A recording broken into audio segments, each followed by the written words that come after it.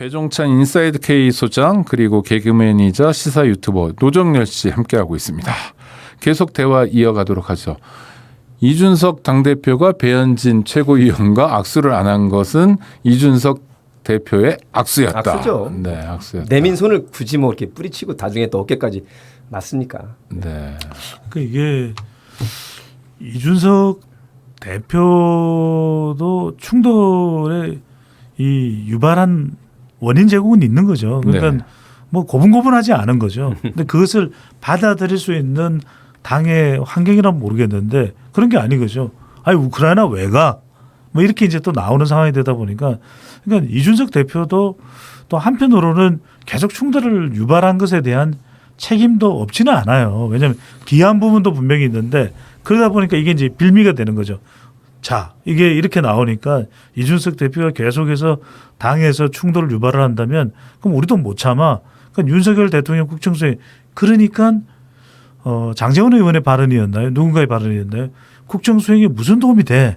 이런 이야기가 나오거든요. 그러다 보니까 오죽했으면 배현진 의원의 어깨짝 스매싱을 맞을 정도로 네. 사실 이게 어떻게 보면은 당대표를 그렇게 이게 카메라 촬영이 되고 있는 상황에서 어깨짝 스매싱을 하는 것은 좀 지나치다고 볼 수 있는 방송인 출신이라 아실 네. 텐데 네. 카메라 잡히고 있다는 거를. 그런데 이준석 대표 같은 사람은 사실은 국민의힘에서는 자산이고 보물일 수도 있잖아요.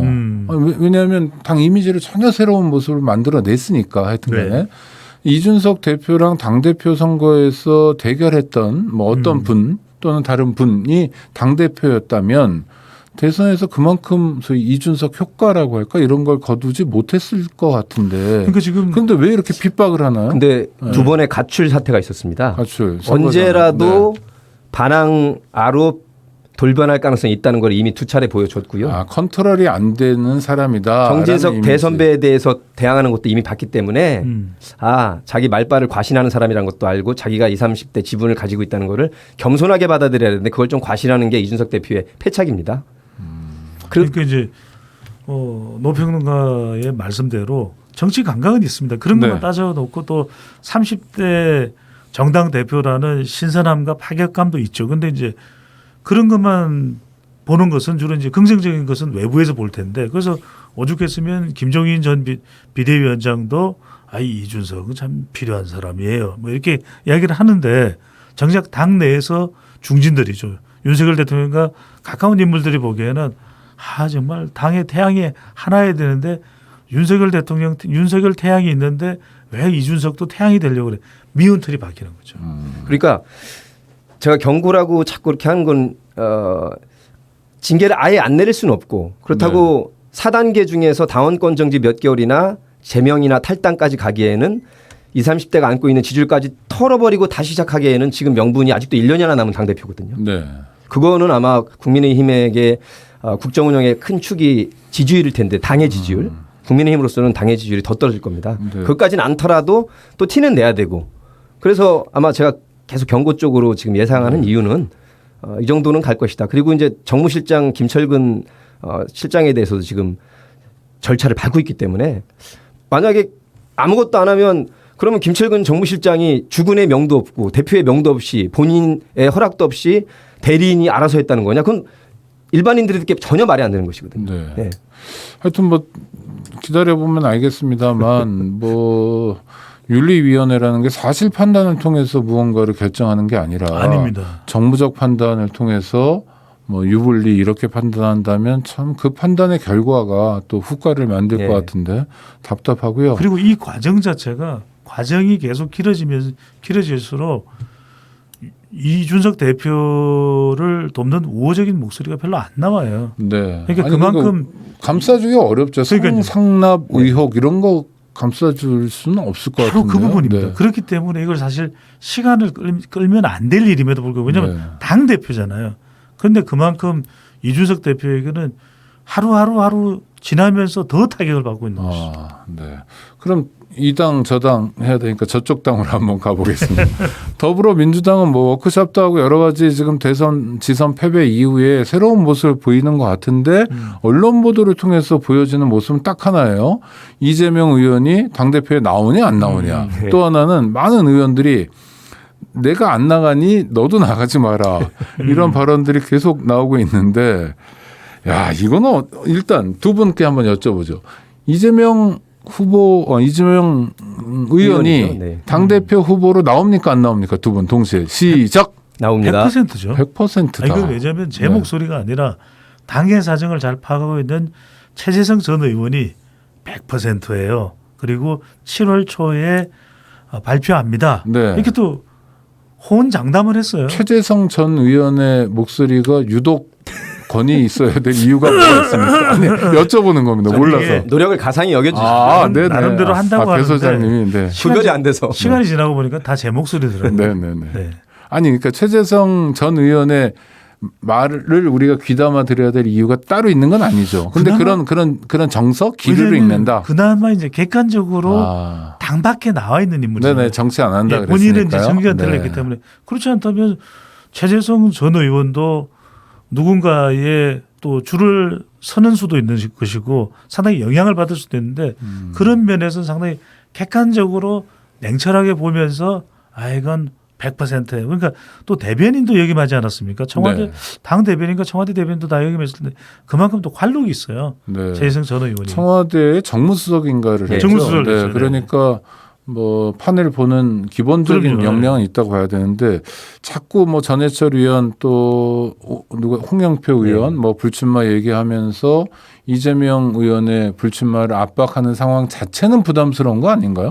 그럴수록 그 당원들과 일반 국민들이 보고 있거든요. 네. 그게 또 중요한 바로미터가 여론이고 네. 여론조사에서 압도적으로 이 위기 시대에는 집단 지도 체제가 아니라 이재명이라는 카드를 통해서 돌파해야 된다. 지금 또 정부 여당이 또 일을 제대로 하고 있으면 또 그런 얘기가 쏙 들어가겠지만 네. 지금 이제 선명한 야당 대표로 지금 인식이 된 거고요. 거기에 부응할 수밖에 없을 겁니다, 본인. 네. 요번에 논란에서 최대 네. 승자는 제가 봤을 때 박지원 전 국정원장인 것 같아요. 훈수를 두시니까. 아시죠? 아니 훈수가 아니라 네네. 당대표 누가 하면 좋겠냐 해서 무려 5등이 나왔다고. 네. 아, 4%로 그래서 되게 좋아하시던데. 아니 그리고 제가 이제 방송에서 그런 네. 이야기를 했었어요. 왜냐하면 뭐 이재명 의원도 하지 말아야 된다.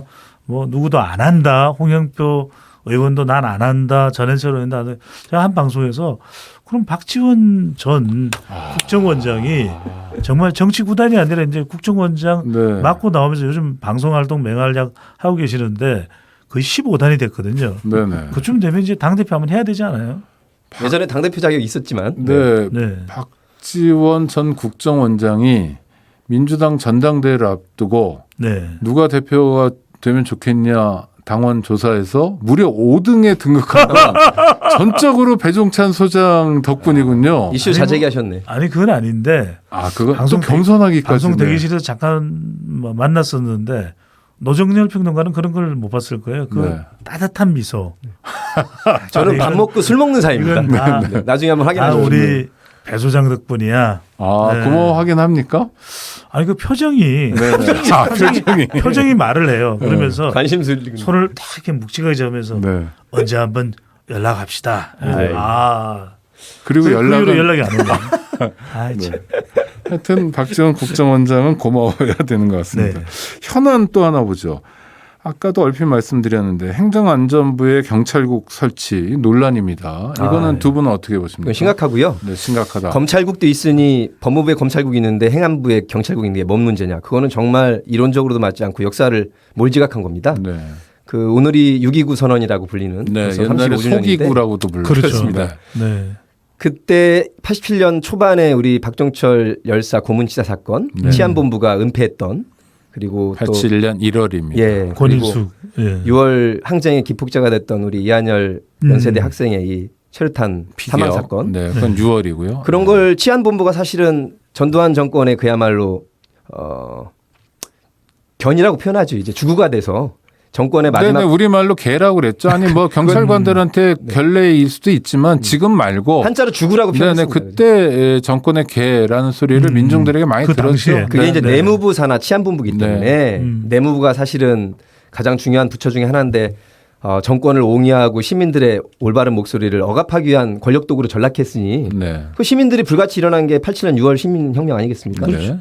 그러니까 그 역사를 안다는 사람이 다시 행정안전부 내에 치안본부에 다시 부활 같은 경찰국을 설립해서 네. 검경 수사권 조정에 대항해서 경찰을 어떻게든지 움켜 잡으려고 하는 것이 장악하려고 하는. 뻔히 보이는데 그리고 중요한 거는 헌법과 법률을 위배해서 밑에 있는 시행령이라는 편법과 꼼수를 통해서 더 큰 국민들의 권리와 의무를 제한하려고 하는 것은 이 자체가 바로 위헌적 발상이기 때문에 안 된다는 겁니다. 이거는 사실 행안부 장관이 계속 추진한다면 그야말로 탄핵 사안인 겁니다. 네, 그런 말씀을 하시는 분들이 아까도 많은데, 말씀드렸지만 네. 저는 지금 윤석열 정부, 윤석열 대통령의 스타일을 계속 말씀을 드릴 수밖에 없는 것이 이게 정말 국민들 안으로 들어가는 소통을 해야 되거든요. 그러니까 경찰국을 어느 날 설치한다 이래버리면 국민들도 공감을 못하고 그 경찰국 설치로 인해서 이제 대상 그 경찰국의 영향을 받게 되는 대상이 되는 경찰들은 아 이거 우리 길들이기야 없었던 게 왜 생겨 상당히 난감할 수밖에 없고 당황스러울 수밖에 없는 겁니다. 그러다 보니까 현수막이 붙는 것이거든요. 그리고 지금 치안정감을 뭐 행정안전부 장관이 면담을 했다, 면접을 봤다, 또는 리스트가 유출됐다. 네. 그러니까 이런 일련의 과정, 31년 만에 경찰국이 왜 설치됐는지 물론 그런 이야기합니다. 검찰 수사권, 기소권 분리로 인해서 이 경찰 권력이 이제 더 비대해진다. 그러면 통제가 필요하다. 그런데 그 통제를 과연 국민들이 원하는 통제는 어떤 통제냐면 제대로 경찰이 역할을 할 수 있는 통제를 원할 겁니다. 그렇죠. 인사권이나 네. 수사권에 마구잡이로 개입하는 게 아니라 그러면 이때 중요한 게 소통인 거죠.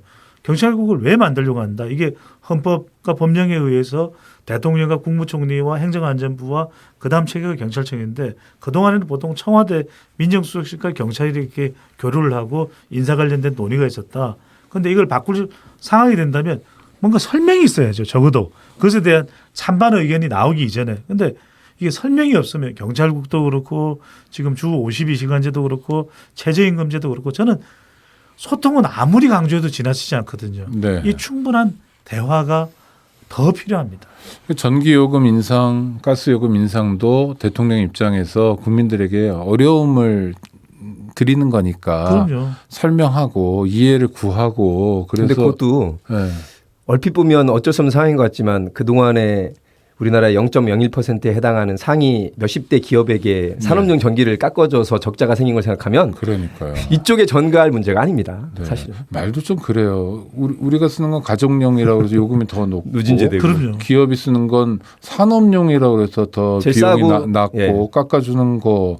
그러니까 기업을 위해서 우리 국민들이 사실 주머니를 맞습니다. 열어야 되는 거꾸로가 아니라 맞습니다.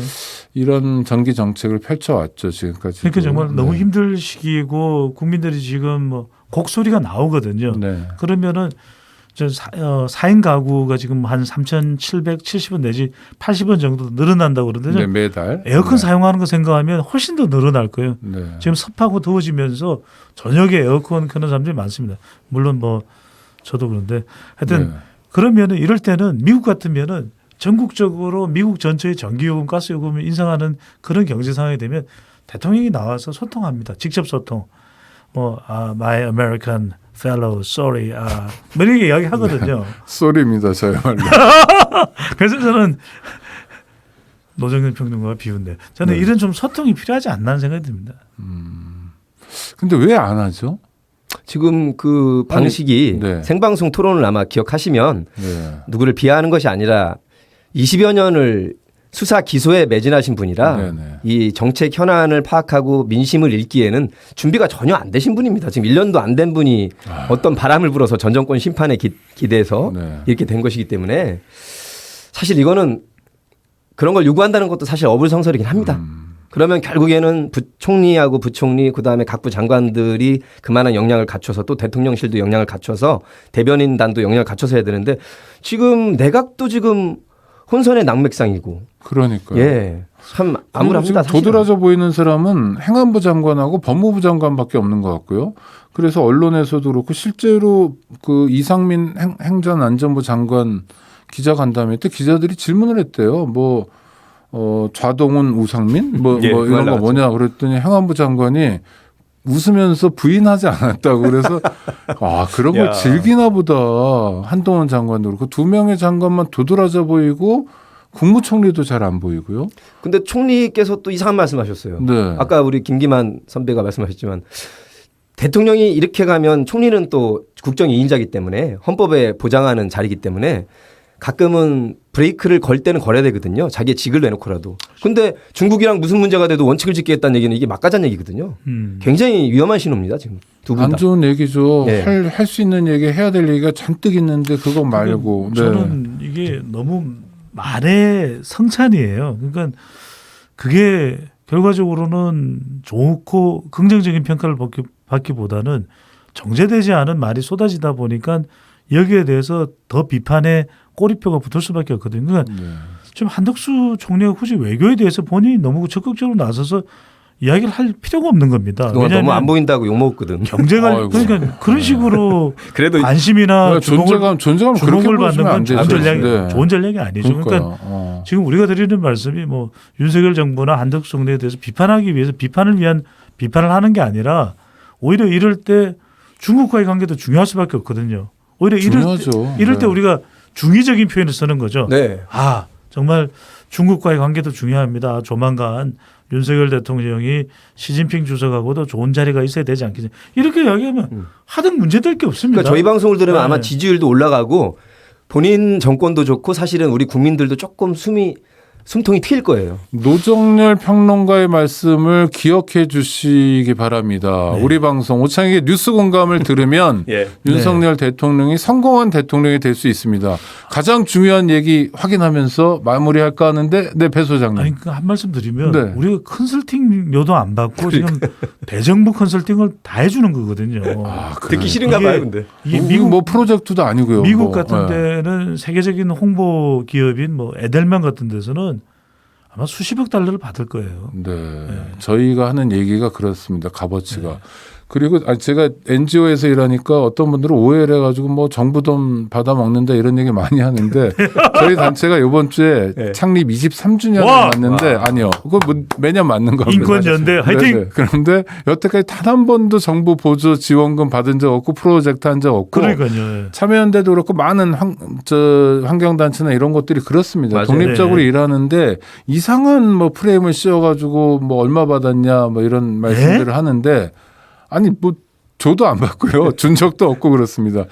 그래서 하여튼 이런 오해는 두 분 계셨을 때 한번 풀고 싶어가지고 그러니까요. 말씀드렸고요. 저희 비정규 방송이 필요하군요. 네, 그럼요. 그리고 네네. 지금 배종찬 소장님 말씀해 주신 거 수십억 달러짜리 자문을 해준 거다. 저는 이 말씀을 꼭 드렸는데 인권연대가 정말 꿋꿋이 대한민국의 정말 비영리 단체로서의 활동을 해왔고 거기에 오창익 진행자가 정말 산 증인으로 서 있거든요. 우리가 정말 뜨거운 박수와 아이고, 감사합니다. 지금 앉아 있긴 한데 감사의 마음을 가져야 되지. 네. 그걸 뭐 수사해서 이거는 아니 수사할 일도 없습니다. 적반한 저희가 뭐. 장입니다. 네. 하여튼 그런 마음들 두 분의 마음도 네. 제 마음도 그런데 윤석열 대통령을 공격하기 위하거나 무슨 휘하하는 게 아니라 전혀 아닙니다. 정말로 성공한 대통령이 돼야 됩니다. 개인을 위해서도 그렇고 대한민국을 위해서도 그렇고 예. 그래서 경청해 주셨으면 좋겠고요. 두 분 오늘 후토크까지 감사합니다. 고맙습니다. 감사합니다. 고맙습니다.